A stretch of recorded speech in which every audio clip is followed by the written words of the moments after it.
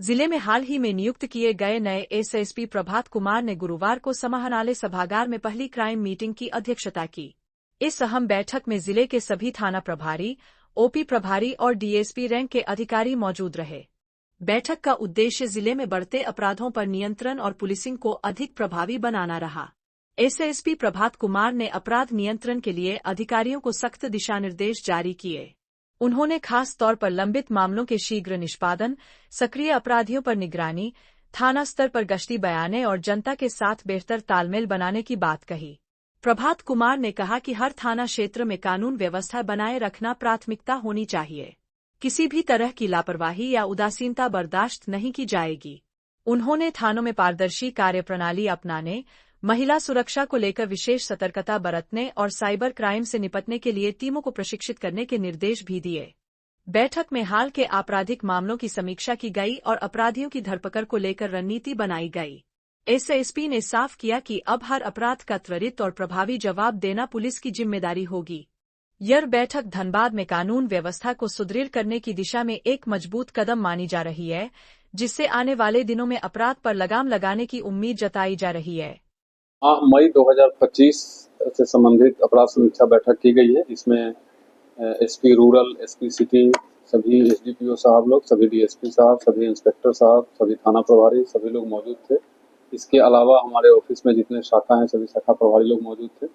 माह मई में टोटल कितना कांड प्रतिवेदित हुआ, उसके अनुपात में कितना निष्पादन हुआ, कितने वारंट का निष्पादन किया गया, कितने कुर्की का निष्पादन किया गया, कितने कांड का उद्भेदन हुआ है, कितना कांड का उद्भेदन नहीं हुआ है, पासपोर्ट वेरिफिकेशन से संबंधित कितने प्रतिवेदन अभी लंबित हैं। इन तमाम बिंदुओं पर चर्चा की गई सभी थाना प्रभारी के साथ में, और सभी थाना प्रभारी को आवश्यक दिशा निर्देश भी दिया गया है और ये बताया गया है। अभी जून का लक्ष्य रखा गया है कि जून में अभी जो मई माह के अंत में जितने कांड लंबित हैं प्रत्येक थाना वाइज, उसमें से कम 20% कांड को निष्पादित करना है जून के अंत तक।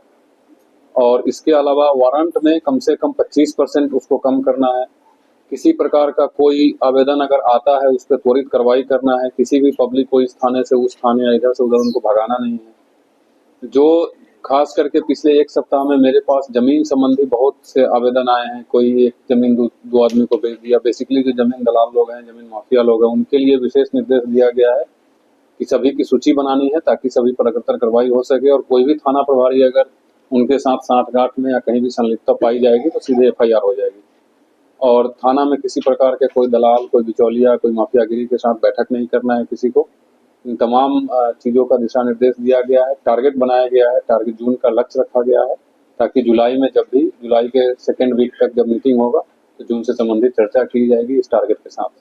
बहुत सारे लोग हैं जिनका परफॉर्मेंस सेटिस्फैक्ट्री रहा है, लेकिन कुछ ऐसे लोग हैं जिनका परफॉर्मेंस ठीक नहीं रहा है। पिछले 3 महीने का आंकड़ा भी देखा गया है। नॉट ओनली मई बट अप्रैल, मार्च, फरवरी 2025 में भी उनका परफॉर्मेंस सही नहीं था, तो उनके विरुद्ध कार्रवाई भी की जाएगी और अगर सुधार नहीं होती है तो थाना प्रभारी से हटाया भी जाएगा। जो अच्छे काम किए हैं कितने लोग हैं सभी को प्रोत्साहन? वो आंकड़ा अभी मेरे पास पुटअप किया जाएगा, लेकिन जो अच्छे काम किए हैं उनको प्रोत्साहन दिया जाएगा और जो मेरे स्तर से देना है वो मेरे स्तर से दिया जाएगा। जो डीआईजी साहब या आईजी साहब है, हमारे वरीय पदाधिकारी का स्तर से दिया जाना है, उनके लिए मैं यहाँ प्रशंसा भेजूंगा। बट बहुत सारे ऐसे अफसर हैं जो अच्छा काम किए हैं, कर रहे हैं। बहुत सारे अफसर हैं जिनको थोड़ी सुधार की आवश्यकता है, और कुछ लोग हैं जिनका पिछले 3-4 महीने का हमने परफॉर्मेंस देखा है, तो उनको कैटेगरिकली बता दिया गया है कि अगर परफॉर्मेंस में इम्प्रूवमेंट नहीं आती है तो definitely they have no business to be in this. Sir briefing हुआ तो सर आपने किया उसका उनका सबका परफॉर्मेंस कैसा है? वो ब्रीफिंग ऑफ कोर्स अभी तो रिपोर्ट आप लोग फील्ड में रहते हैं, आप लोग बेटर बताएंगे कि फील्ड में कोई चेंजेज है या नहीं है। बट वो एवरी 15 डेज या 20 डेज जब ब्रीफिंग होगा तब वो रिजल्ट के साथ उनके साथ ब्रीफिंग किया जाएगा। बट अभी जैसे पुलिस का जो कोर काम है, जो मैं डे 1 से बता रहा हूँ कि पुलिस को एक्टिव होकर के रहना है। जो भी फरियादी आते हैं थाना में उनका सुनना है, सुन करके समाधान होने लायक है तो समाधान करना है, अदरवाइज जिस स्तर से समाधान होना है वहाँ उनको गाइड कर देना है। बेसिकली पुलिस पेट्रोलिंग हमारी सख्ती से चलते रहे, अनायास ही कहीं कोई लापरवाही की वजह से कोई दुर्घटना नहीं हो जाए। और रात में पेट्रोलिंग को एक्टिवेट करने का दिशा निर्देश दिया गया है। वरीय पदाधिकारी को भ्रमण करने के लिए भी बताया गया है ताकि चोरी की घटना पर लगाम लगाई जा सके। तो नट सेल में यही है कि पुलिस 24/7 एक्टिवेट होकर के रहे ताकि पब्लिक को एक अच्छा माहौल मिल सके। जवानों के साथ भी मीटिंग करना बाकी था। आज शाम को ही 4 बजे पुलिस लाइन में पुलिस सभा है, उसमें जवान के रिप्रेजेंटेटिव से लेकर के और ऊपर तक के रिप्रेजेंटेटिव लोग आएंगे। तो आज जवान से संबंधित, उनके परिवार से संबंधित जो सामूहिक समस्या होती है उसको सुना जाएगा, उसका समाधान किया जाएगा।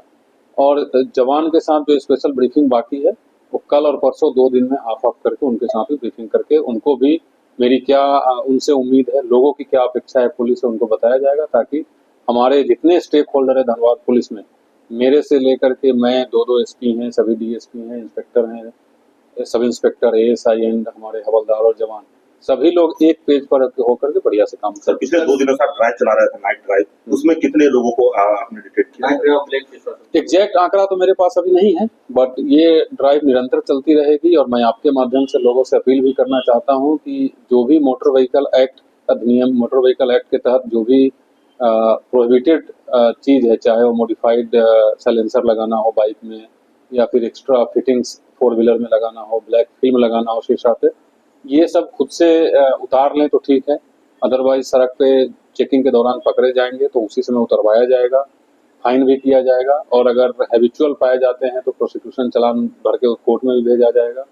सिमिलरली बाइक के लिए जो लोग बाइक लेके चलते हैं वो हेलमेट पहनना मैंडेटरी है, ना सिर्फ जो राइडर हैं जो चलाते हैं उनके लिए, बल्कि जो पीछे बैठे हैं उनके लिए भी, दोनों के लिए बाइक मैंडेटरी है। हमने ट्रैफिक को निर्देश भी दे दिया है, कागजात ले करके चलना है, कागज सही होना चाहिए। और ये मैं आपको बता दूं कि ये कोई पुलिस का फाइन बढ़ाने के लिए एक्सरसाइज नहीं किया जा रहा है, बिकॉज हम कोई रेवेन्यू जनरेटिंग एजेंसी है नहीं। ये लोगों का जान बचाने के लिए है, उनकी सुरक्षा के लिए है। तो मैं लोगों से अपील भी करता हूं कि अगर आप 1 लाख 1.5 लाख का बाइक लेकर के चल सकते हैं तो 1000 रुपए का हेलमेट भी लेकर के चलिए, इससे आपका जीवन बचेगा। और बहुत सारे लोग आप देख रहे हैं 2-3 दिन से ड्राइव चल रहा है कि शाम को खास करके पब्लिक प्लेस में जा करके अड्डाबाजी करते हैं, कोई जुआ खेलता है, कोई शराब पीता है। तो ये ना सिर्फ गैर कानूनी है बल्कि अनैतिक भी है। इससे वहाँ लोगों को जो घूमने जाते हैं, जो टहलने जाते हैं, आसपास के लोगों को काफ़ी दिक्कत होती है, तो उसके विरुद्ध भी चलाया जा रहा है। एग्जैक्ट आंकड़ा कल रात का तो नहीं है, लेकिन उससे पहले जो 2 दिन ड्राइव चला था पूरे जिला में लगभग 400 लोगों को उस तरीके से पकड़ के लाया गया था। उसके बाद उनसे पूछताछ करके और उनके परिवारजनों को बुला करके उनको अच्छा से समझा करके फिर बॉन्ड भर के छोड़ा गया। तो ये निरंतर चालू रहेगा, निरंतर ये जो ड्राइव है हमेशा चलते रहेगा। घटना बढ़ी है सर, स्नैचिंग घटना हाल के दिनों में काफी बढ़ी है, वो भी एक चुनौतीपूर्ण रहा है पुलिस के लिए। अभी क्या कुछ प्लान है उसमें? नहीं, अभी तो लास्ट 10 डेज में कोई स्नैचिंग घटना तो मेरे संज्ञान में आई नहीं। देखिए कई दिनों से सर इस घटना बढ़ी थी, अभी की बात करें तो अभी पिछले 12 दिन में तो मेरे संज्ञान में कोई स्नैचिंग की घटना